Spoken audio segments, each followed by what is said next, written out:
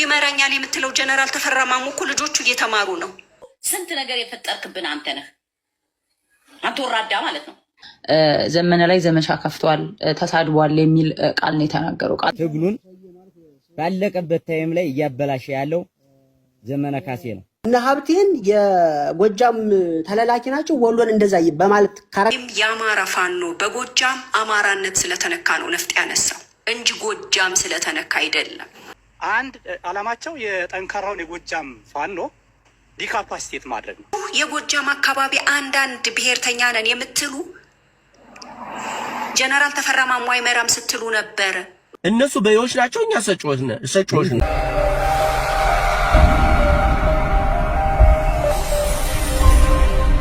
የኛንና የዘመነን እኛ እንደነሱ በአደባባይ ወጣን ገንዘብ እየለመን አልበላም። ጓደኝነት፣ መልካም ወንድምነት የሚያቃለ ከዚህ አንድ ሰው የሚያቃለ ልዩነቱ ምን መሰለ ነፂ ዘመነን ጠራለ ይላል። እኛ ልዩነቱ እኛ ከኪሳችን አውጥተን ወይም ደግሞ አሰባስበን ነው የምንሰጥ።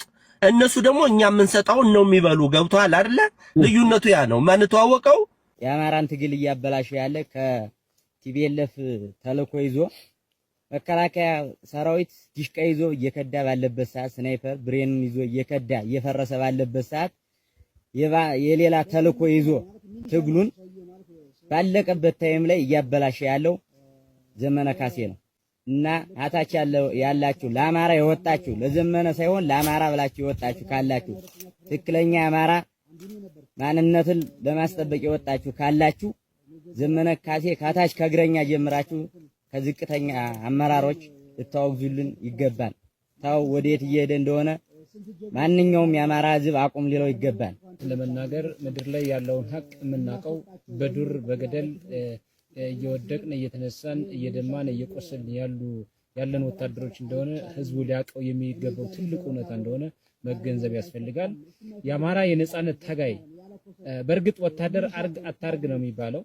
እሱን አምናለሁ። በእኔም መሪ ይኖረኛል። ያ መሪ አርግ ያለኝን ማንኛውንም ጉዳይ ለመፈጸም ግዳጄን ለመውጣት ዝግጁ መሆኔን አምኜበት ነው ወደዚህ ትግል የተቀላቀልኩትና ምን ለማለት ፈልጌ ነው፣ ወደ ወገን ወይም ወደ ወንድም ተኩስ ክፈቱ ተብሎ በሚደረግበት ዘመቻ ጊዜ ግዴታ ነው መሪያችን መጠየቅ ይገባናል። ለምን የሌላ ሰው አጀንዳ ተሸክሞ ወይም የሌላ ሰው ሴራ ተሸክሞ ወንድም ወደ ወንድሙ ችግር ካለ በችግር መነጋገር፣ ችግሮችን ነቅሶ በማውጣት መፍትሄ ማምጣት የተሻለ ይመስለኛል እንጂ ከዛውጭ አማራ እርስ በርሱ እንዲበላላ ከተደረገ ያው ብልጽግናን ገጠምን ማለት ነው። ስለዚህ ማሸነፍም መሸነፍም የለም ማለት ነው። ስለዚህ ህዝባችን ልንታደገው ሳይሆን የወጣ ነው። ህዝባችን የበለጠ ባርነት ውስጥ የበለጠ ስቃይ ውስጥ የበለጠ ወደ ሽፍተነት ለመዳረግ ካልሆነ በስተቀር ሁሉም ሰው ተስፋ ቆርጦ የዛውማ ብልጽግና የተሻለናል የሚል አማራጭ ተጠቅሞ ሊሄድ የሚችልበት አግባብ እንዳይፈጠር ቀድመን ልንሰራው የሚገባ ትልቁ እውነታ እርስ በርሳችን ተቻችለን ሐሳብ ተለዋውጠን መሪዎች ብቻ እንደፈለጉ የሚዘውረን አዲስ አበባ ውስኪውን እየጠጣ ባህር ዳር ማቻቱን እየጠጣ ከተማ ላይ ቁጭ ብሎ የነከሌ ሐሳብ እኮ እንዲህ ነው የነከሌ ሐሳብ ሆነ እንዲህ ነው ሐሳቡን ያዘው ትልቁ እውነታ መሳሪያ አንግቦ የአማራ ህዝብ ለነጻነት አወጣለሁ ብሎ የወጣው የነጻነት ታጋይ እንጂ ከተማ ላይ የተቀመጠው ግለሰብ ወይም በውጭ ያለው ዲያስፖራ አይደለም ይዘውረን። እኛው ራሳችን እርስ በርስ ተቻችለን ተነጋግረን ለወደፊት ያሻግረናል የሚለው መርህ ቀርጸን ማንፌስቶ ቀርጸን ህዝባችን አገልግለን የነጻነት ቀናችን በቅርብ ቀን ለህዝባችን ነጻነት ማወጅ አለብን እንጂ እርስ በርሳችን ከተገጫጨን እውነት ለመናገር አማራን ማዳን ቀርቶ ወዳልተፈለገ ሲኦል ውስጥ እንደሚገባ ህዝባችን ሊያውቀው የሚገባ ትልቅ እውነታ ነው።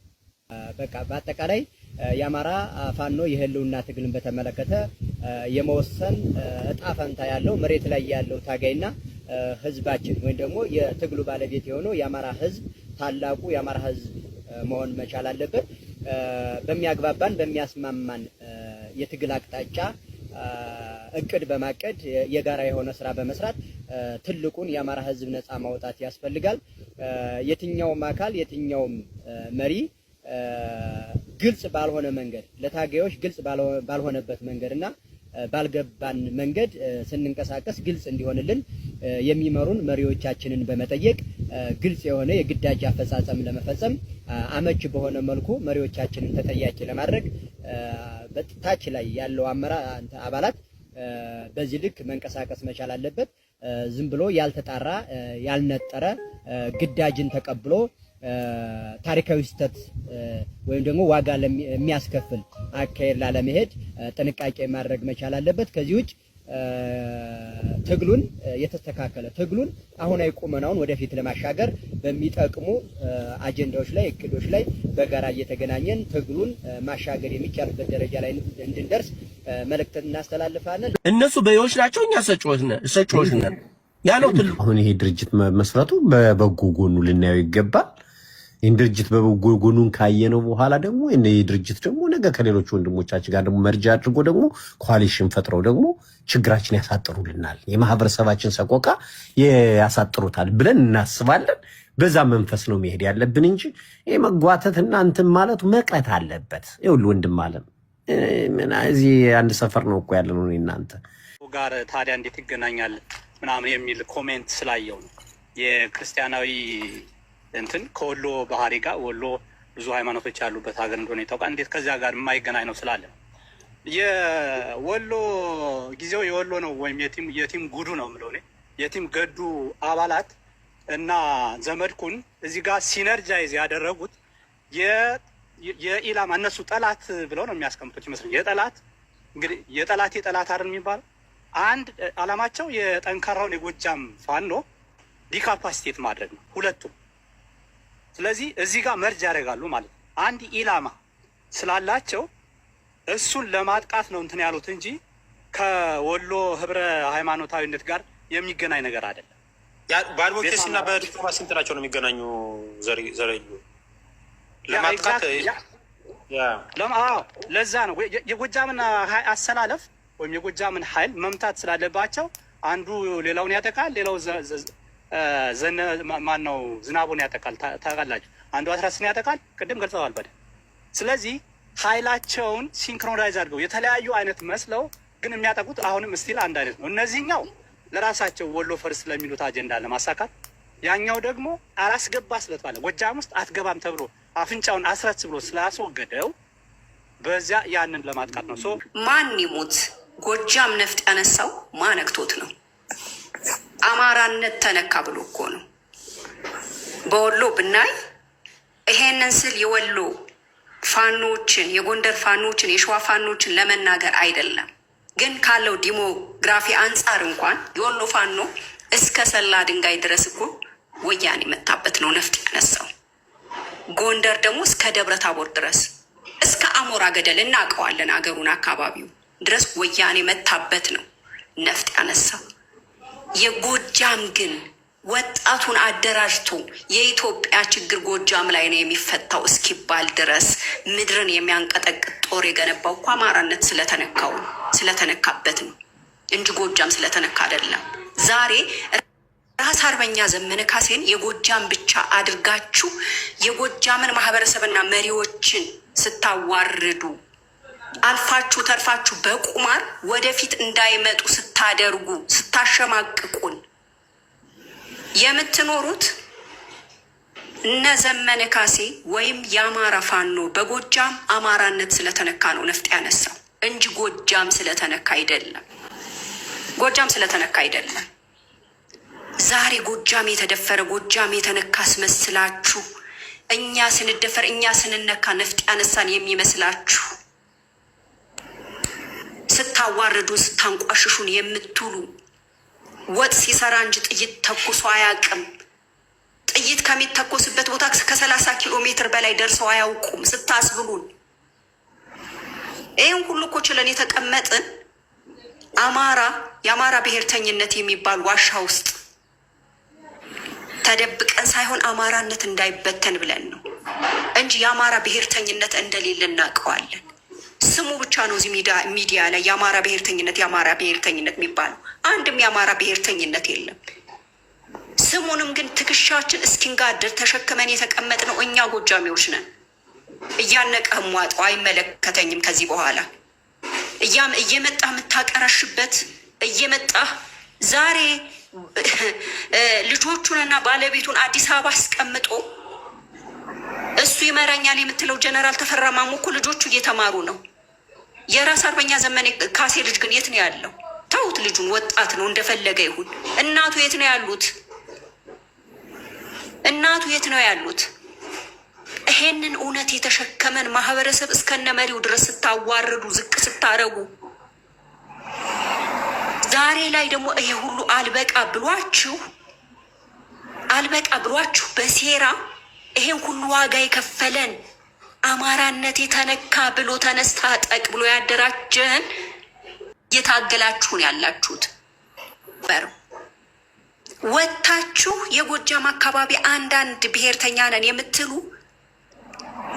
ጀነራል ተፈራ ማሞ አይመራም ስትሉ ነበር። ማንም ያለ የለም። መረጃው ስላለ ስክሪንሾትም አድርገን አስቀምጠነዋል። ፌስቡክ ላይ ሄዳችሁ ተመልከቱ፣ ማንበብ የምትችሉ ከሆነ 11 ሰው ምንም አይነት መረጃ ባልወጣበት ከዚህ አካባቢ ሊሆን ነው ከዚህ አካባቢ ሊሆን ነው እያሉ መረጃውን ሲያናፍሱ የነበረ መረጃው ከስብሰባው ቦታ ልክ እንደደረሳቸው ሁሉ ወይም አብረው በስካይፒ እንደተካፈሉ ሁሉ ሲያናፍሱ የነበሩ ሌሎች ናቸው። አንድ ሰው ነው የጎጃም ተወላጅ የሚባል እኔ ማልቀው መልስ የሰጠው የጻፈው እዛ ላይ ሜሽን አድርጎ ይሄንን ነገር ያቺ አንዷ ከንክናችሁ መታችሁ የጎጃም ሰዎች እንደዚህ እያደረጋችሁ ነው፣ ዘመነ ካልመራ እያላችሁ ነው። ዘመነ ከተመረጠ ሰራዊት ይበተናል ያለ ሌላው ነው። ወዳጄ ምንድን ነው እንደዚህ አይናችሁን ጨፍኑትና ላሞኛችሁ ማለት? የትኛው ህፃናት እኮ አይደለም እኮ እዚህ ጋር እኮ የተሰበሰብ ነው። ራሳችንን ማኖር ራሳችንን ማኔጅ ማድረግ የምንችል አልፈን ተርፈን በስደት እየኖርን ያለን ራሳችንን የምናቅ ሰዎች ነን። 90% ይቀራል ገና። እሱን እናወራርዳለን። ወደድክም ጠላህ ገባህ? በፈለከው አዳምጠኝ። ዘመነን ቡሊንግ አድርጎታል። ካራክተር አሳሲኔሽን የሰኔ 15ቱን ጉዳይ አንስቶ ዘመነ ላይ ዘመቻ ከፍቷል፣ ተሳድቧል የሚል ቃል ነው የተናገረው ቃል በቃል እዚህ እና እሱን ነገር በደንብ እንድትሄድበት እና አሁን እዚሁ አንተ እንድትደግምለት ትፈልጋለሁ። መረጃ ካለ መረጃውን በሪከርዱንም እንድታሰማን እንፈልጋለን። በመጀመሪያ ደረጃ ዘመነ ጋር የተነሱ ሀሳቦች ምንድን ናቸው? የወጡ ሮመሮችን ዲሊቨር አድርጎ ሲያወራ የነበረበት አውድ ምንድን ነው ነው እና ዘመነ ከዚህ በኋላ እንደዚህ ካደረገ የነዛ አውድ ኮንተንቱ ምንድን ነው? ሰኔ 15 ነው። ዘመነ ወደ በተለይ ደግሞ ጎጃም ጋር ያላቸውን የፖለቲካ አረዳድ አይ ቲንክ ለሁላችንም ግልጽ ነው። ያላቸው የፖለቲካ አረዳድ ከሰኔ 15 ጋር ታይት ስላደረገ ጎጃም ደግሞ በፖለቲካ ትግሉ አውትሻይን ሆኖ እየመጣ ስለሆነ ለነ ሀብቴን የጎጃም ተላላኪ ናቸው ወሎን እንደዛ በማለት ካራክተር አሰሲኔሽን ይፈጽሙበት ስለነበረ ሀብቴ ይሄንን ሀሳብ ዲሊቨር አድርጓል። ማነው ሃይማኖት ቀጥታ ወደ የት ነው የሄደው? ወደ ዘመንን ታልጋ በመለጠፍና ትግሉን ማበላሸት ነው የገባው። ይሄንን አቁሙ ስንል ጊዜም አላገኘንም።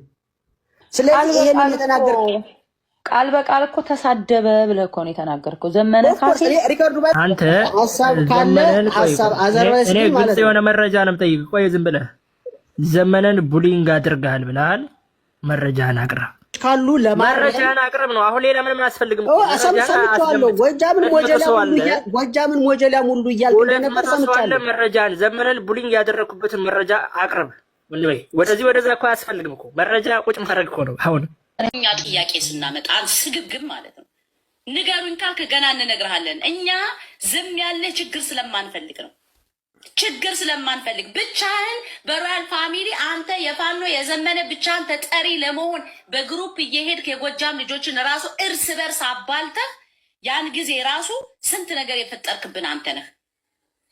አንተ ወራዳ ማለት ነው። አሁን ደግሞ ቤት ከፍተህ አንተ ሚዛናዊ ለመምሰል የመጣህበት መንገድ አይሳካልህም ነው የምልህ። አይሳካልህም።